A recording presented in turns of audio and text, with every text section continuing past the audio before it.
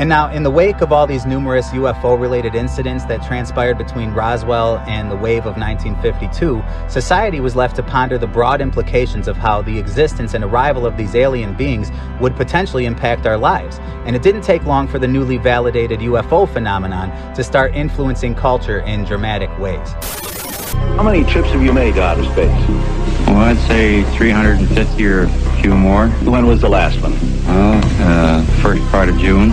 I have made telepathic contact for the past 8 years with many space people from many areas of space, both inside and outside of the solar system. The 1950s saw the inception of the so-called Contactee movement, a subculture of various individuals and quasi-religious groups who claim to have been in direct and friendly contact with extraterrestrial beings. Many of these contactees claimed that in their telepathic communications with these apparently benevolent aliens, that they would receive utopian visions of a new world and a coming enlightenment, or sometimes that they would receive warnings about a nuclear war or environmental catastrophe. According to the testimony of many contactees, these aliens would encourage the subject to embrace humanistic ideals of things like free love and sexual liberation, and all the stereotypical tenets that would soon be the rallying call of the coming hippie movement. And on average, most of these alleged conversations, predictably, seem to instruct the contactee to spread a message of open borders and spiritual unity on Earth. The first and probably most famous of these contactees was a man named George Adamski, who claimed in the year 1952 to be in telepathic communication with a humanoid alien being from Venus named Orthon. And even though I think astronomy is mainly a bunch of BS, I still do find it amusing that the planet Venus would later become regarded by astronomers as a gas planet that is unsuitable for life. Because it certainly doesn't add much credibility to these reports of Orthon. But actually, Adamski wouldn't be alone in his miscalculation. You see, at this time, Venus was considered by some prominent scientists to be a likely contender for life, and it would become a primary residence for many of the so-called aliens that were communicating with these contactees here on Earth. But perhaps it even goes a little deeper than that. The Bible uses the term devil, Satan, and Lucifer to refer to the same creature. Same one. There's no confusion whatsoever. But in the occult world, the name Lucifer is a very powerful name. Very powerful. And they identify themselves with that name Lucifer. And you would be amazed at the groups that identify themselves with the name Lucifer, because it means light bearer.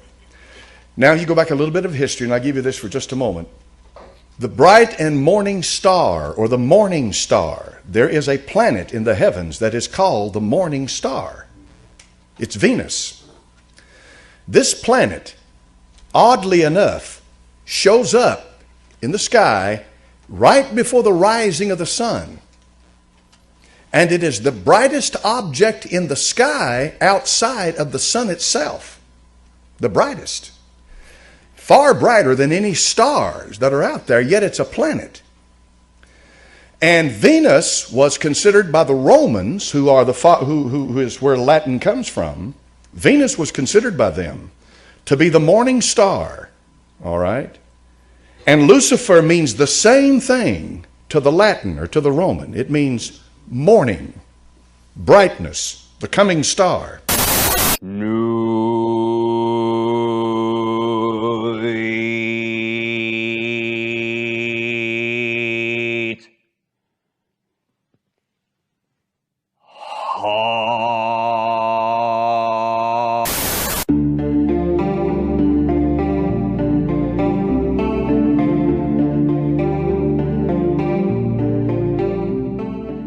Check this out. Earlier in the film, when we went over the Babylon working, the infamous series of rituals conducted by Parsons and Hubbard in the Mojave Desert, I didn't mention the fact that the Babylon working has been strongly associated with the planet Venus. This is because the Scarlet Woman was associated with the goddess Venus, as both were believed to embody the shared qualities of beauty and sensuality and creativity. And so the Babylon working was thus seen as a way to tap into the energies of Venus to engage the transformative magical ritual.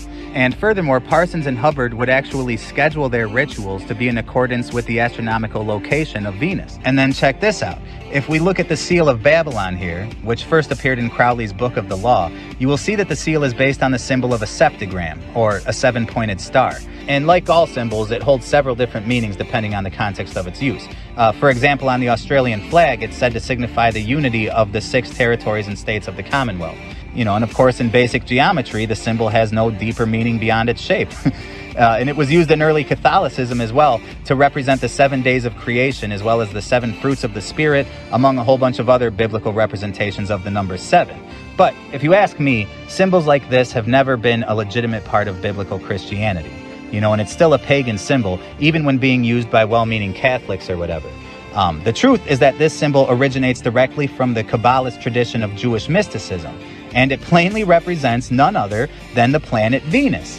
In fact, the septagram, or as it's also called the heptagram, is the symbol that is most commonly associated with Venus throughout most occult traditions and even ancient history. And this includes Crowley's Thelema. And therefore, I hope that you'll share my intrigue in the fact that the Babylon working was directly targeted towards the same planet of Venus that just so happens to be the hotspot of all these alleged contactee communications.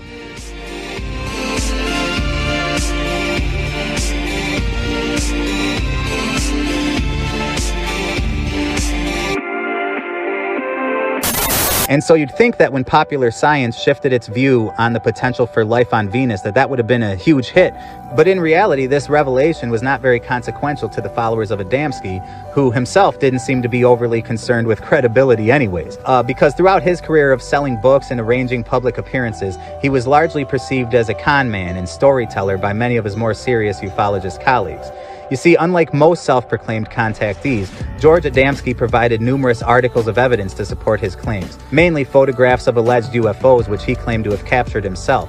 And over time, many of these photographs have been proven to be fraudulent, and it obviously cast doubt onto the whole lot. Yet somehow, even after being practically exposed as a hoax artist, he would maintain his group and continue to thrive within the community of the UFO subculture. And as society's interest in the topic of alien contact increased, so did the rise of George Adamski.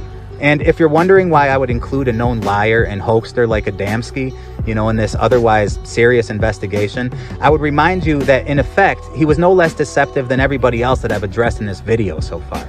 We're not talking about honest men here. We're talking about magicians and witches and warlocks who are like their father, the devil, who was a murderer from the beginning and abode not in the truth because there is no truth in him. Meaning the devil, and that's a paraphrase of a verse in the 8th chapter of John, where Jesus goes on to say that when the devil tells a lie, he is speaking out of his own nature because he is the father of lies, meaning he's not even capable of telling the truth because, again, there is no truth in him. And in this verse, Jesus is merely addressing the Pharisees, so then how much more would this apply to these cult members who openly engage in magic and witchcraft? Even the honest ones are liars because they themselves believe a lie. And so whether these people are lying about channeling spirits or whether they are truly channeling spirits who are themselves liars, the point is you just can't trust them. But fake UFO photographs aside, George Adamski actually had a lot in common with those previously mentioned. He was himself deeply interested in the occult. See, there's something you have to understand about Adamski. Although he's mainly remembered in relation to his UFO claims, I think that Adamski's real interests had less to do with the UFO aspect of his cult and more to do with the cult itself. You don't have to dig very deep to learn that George Adamski was actually the leader of numerous cults. He was like a serial cult leader. And he does speak very well English as well as in the other language. Did he tell you where he came from? Yes, this time he told me he was from Venus, although I have met men from other planets as well. He started in California in the early 1930s when he founded what he called the Royal Order of Tibet, a neo-theosophical organization that doubled as a lucrative winery. And I guess that's just the snake in him, But take note of his inclusion of this word Tibet. And he reportedly ended the cult's operations when the prohibition went into effect, which served a devastating blow to the group's income of wine sales. Because Adamski was really big into making money, So I guess that was the end of that cult. But years later, Adamski would return to the spotlight, this time as the leader of another mystical group by the interesting name Universal Progressive Christianity. I don't know, it sounds like something Bethel Church might be involved with. And not too much is known about this endeavor, but it seems to share the same traits that you would expect from a New Age Universalist cult. And despite all of his previous efforts, it turned out that Adamski would not achieve the true fame that he sought until he began his public campaign as a UFO culture guru. And despite being regarded today as a charlatan by most, his influence in the founding of the Contactee movement cannot be overstated. Arnold counted 9 objects in echelon formation. He observed that they had no tails and described them as saucer-shaped objects. The story was picked up by the wire services. He saw what? In the next 24 hours, virtually every newspaper in the country ran the story.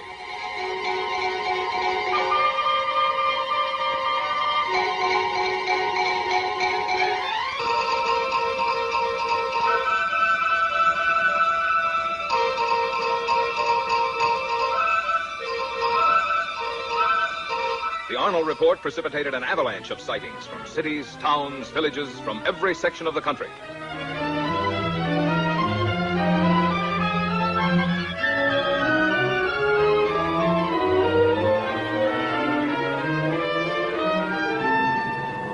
The commercial aspects of the saucer situation were not overlooked. Alert businessmen and manufacturers came up with all sorts of oddities. The practical joker moved in. Homemade saucers of all kinds and descriptions began to turn up promiscuously. Within a few months of the original saucer report, practically everyone in America was conscious of flying saucers. Adamski would later be joined by another occult enthusiast and prominent ufologist by the name of George Hunt Williamson, who also got his start in the summer of 1952 when he began to host what he called contact sessions, where he invited others to join him in his efforts to contact extraterrestrials through the use of a homemade Ouija board. That's right, he was contacting aliens through a homemade Ouija board. Now, I suppose I could just end the documentary here because, I think the connotations of this are pretty clear. I mean, what kind of technologically advanced and independently evolved biological creature from a distant planet would communicate through a Ouija board? But believe it or not, this practice is actually a lot more common than you'd think. Just Google the terms Ouija board combined with extraterrestrial intelligence and see what you find. And it's also interesting to me that the Ouija board would be homemade, because of course if Williamson were here today, he could have simply picked one up from the children's toy section at Walmart, but that's beside the point. He would also employ numerous other dark arts into his so-called contact sessions, including the practice of automatic writing, which is a popular method of divination that's kind of along the lines of how Crowley wrote the Book of the Law all those years back. And anyways, Williamson would continue to work side Adamski for quite a while. And much like all the other contactees, he would publish a number of books that detailed his interactions with these aliens and also espoused all of his occultic philosophies, like you should be coming to expect by now. But by the 1960s, George Hunt Williamson had disappeared from the contactee scene, and he's purported to have even changed his name to further distance himself from his previous affiliations, apparently going so far as to invent a fictional backstory and even family to accommodate his new persona. And later, under his new name of Michael Obenevich, he was ordained as a priest in the liberal Catholic Church by Archbishop Garrett Munich, and he became the priest of a small congregation in Cornville, California. Anyways, it's definitely an unlikely destination for a man who would first come to prominence for his use of Ouija boards to communicate with aliens. But as you can see, Christianity has its own esoteric and mystical factions that are all caught up in this stuff as well. But I hope that by this point you're starting to see the concept of ET communication for what it really is, which is sorcery. And it's not just an element of sorcery. It's not just an infiltration by this small faction of occultists. No, magic was always at the center of this whole thing. In hindsight, I suppose I should have expected that, because after all, what is telepathic communication if not divination? And of course, as a Christian, you wouldn't need to know all this information I've been sharing just to recognize that the contactee movement was clearly demonic in nature. But I guess that I just came into this project expecting that the average contactee probably was just a wacky and science fiction obsessed oddball guy, just making up stories. Or maybe a con man that's just cashing in on this profitable genre of literature, but I was really surprised just to see how many of them have these recorded associations with occult groups, and often in positions of leadership, mind you. It's not like they were the exception to the rule, but these type of characters are the rule. And the more you look into these people, the more obvious it becomes that this movement that we're looking at was not a trend, but an agenda.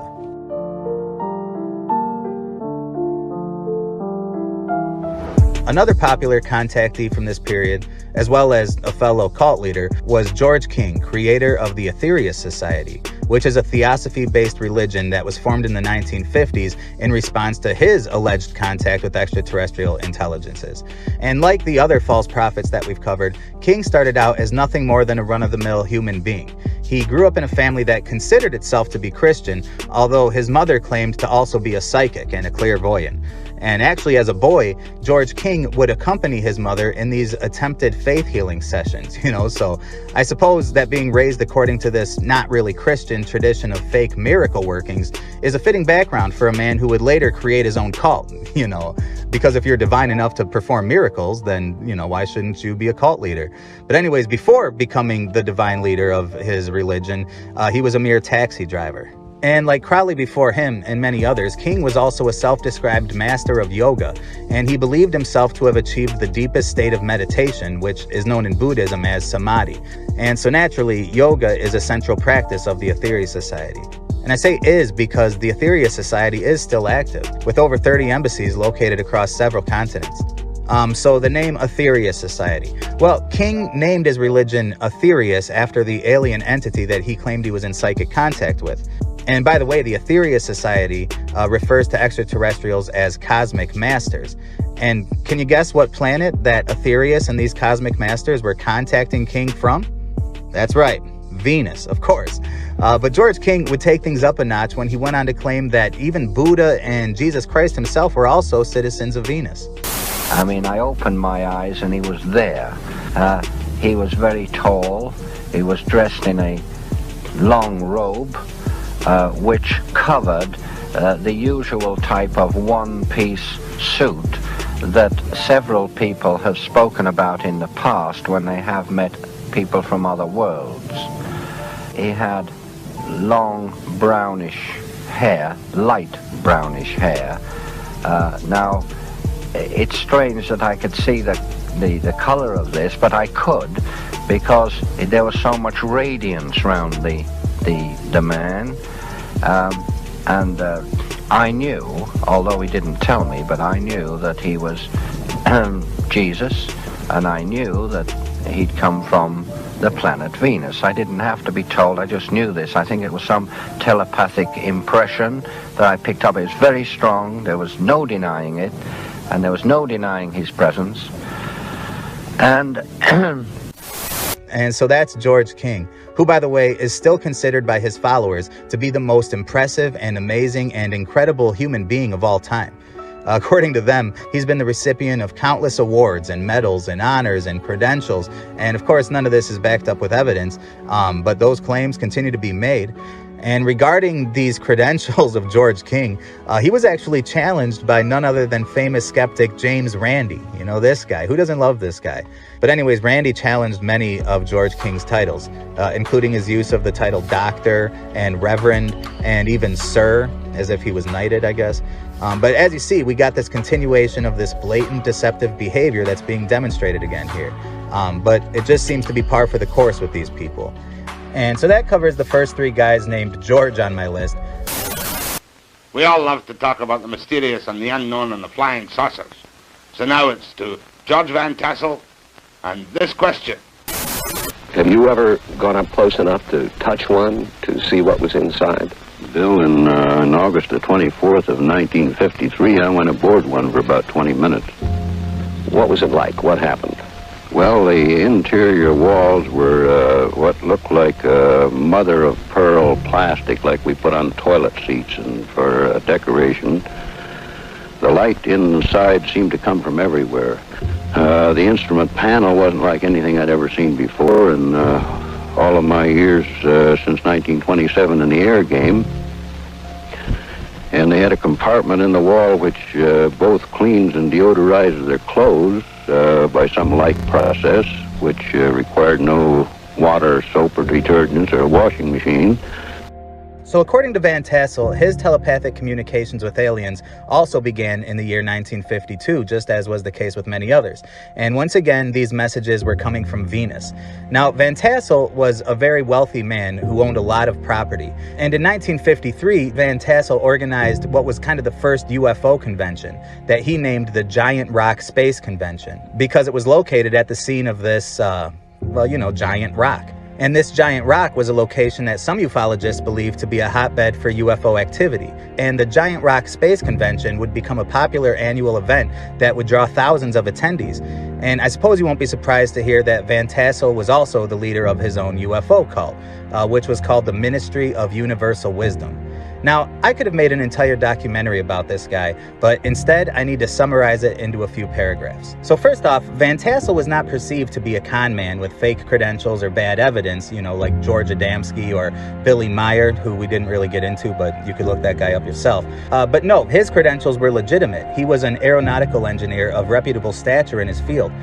Perhaps somebody more like Jack Parsons in reputation, you know, a credible voice making really incredible claims. Now, that's not to say that he wasn't accused of being a crackpot and lunatic by, you know, the more conservative scientific community in regard to these contactee claims, but Van Tassel's advanced level of intelligence and technical knowledge was irrefutable to those who knew him.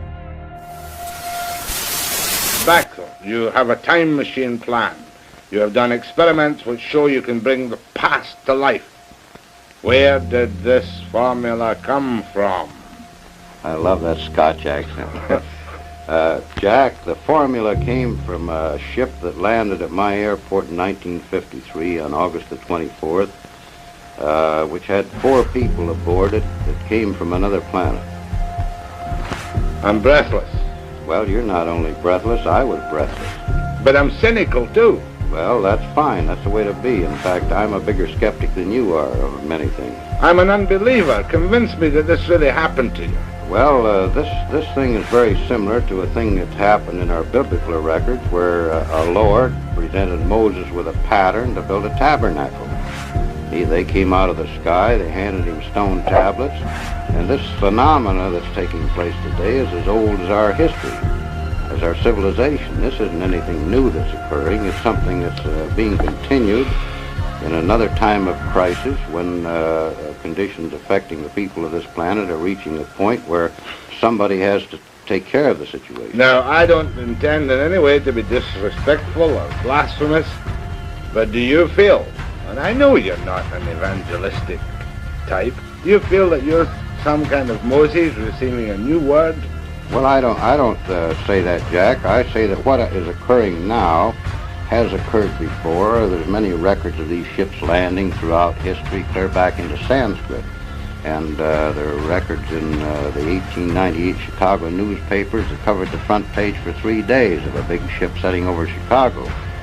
When you realize we're dealing with a type of man that is almost as far above us in intelligence as we are above the lower animals, there isn't anything phenomenal in this at all. And alongside of his efforts in the contact community and his contributions to ufology, his real passion in life's work was to build a large structure that he called the Integratron, half building, half machine, which was essentially supposed to be a free energy generator. And according to Van Tassel, he received the design for his Integratron from an extraterrestrial named Salganda, obviously from Venus, while aboard his alien spaceship. The structure was said to be a spiritual successor to the Tabernacle of Moses from the Book of Exodus, and its machinery was designed according to the wireless technologies of Nikola Tesla. He was picking up signals from Mars. Tesla reported this otherworldly communication and proclaimed his belief in extraterrestrials in February of 1901 in an article for Collier's Weekly titled "Talking with the Planets." And despite the unbelievable nature of its origins, his hand-built Integratron is widely regarded to be an architectural masterpiece, constructed without the use of any nails or screws or metal fittings by using various methods of what's called joinery, a complex woodworking technique that I really know nothing about. And anyways, it's still operational and well-maintained. Today, it's said that the interior design of the Integratron produces nearly perfect acoustics, and sources that were close to Van Tassel claim that when operated properly, the structure would successfully power up and create a field of energy that would cause amazing real-life effects to take place within its walls. Depending on who you'd ask, it could be described as anything from a unique and geometrically complex building to a time machine or a spiritual healing center. Of course, it also served as the ideal location for devil worshippers to summon demons, you know, or as newspaper articles might put it, for contactees to communicate with aliens. One of the great things about the desert is the clear night sky. The farther away you get from the big city lights, the brighter the stars and planets above us shine. The mythical Integratron in the high desert town of Landers provides an ideal location to witness the upcoming Perseid meteor shower. You're invited to bring a blanket to lay out and experience the meteor shower outside and take in a sound bath inside the Integratron during the annual event that benefits the Mojave Desert Land Trust. The Integratron is an acoustically perfect dome that sits on a powerful geometric vortex in the Mojave Desert. It was designed in 1957 by George Van Tassel as a rejuvenation machine for the human body. And it's all about to come full circle for us now, because George Van Tassel would later meet and become close friends with this familiar old witch, the wife and scarlet woman of the late Jack Parsons, Cameron. She was with a new guy at this time, and her new boyfriend actually relocated to stay with Van Tassel for a while, practicing with his followers and assisting him with these contact sessions. But it turns out that his relationship with Cameron was not his only connection to the life and work of Jack Parsons. Like Parsons, Van Tassel was a true aeronautics expert and a qualified technician. And as it turns out, both men worked, at separate points in time, for Hughes Aviation, owned and operated by famous pilot and film producer and real estate agent, and just all-around entertainment mogul and legend, Howard Hughes. And as I alluded to earlier, Parsons was actually investigated by the FBI for allegedly stealing documents from Hughes Aviation. And as I said before, it's a complicated and convoluted rabbit trail that I'm choosing to sidestep. But I will mention that Marjorie Cameron was of the opinion that Howard Hughes himself was actually behind the death of Jack Parsons. Anyways, it does appear that Van Tassel's relationship to Hughes Aviation was a lot less turbulent than Parsons. And we're almost done with this segment, but there is one more so-called contactee from this period that I want to mention.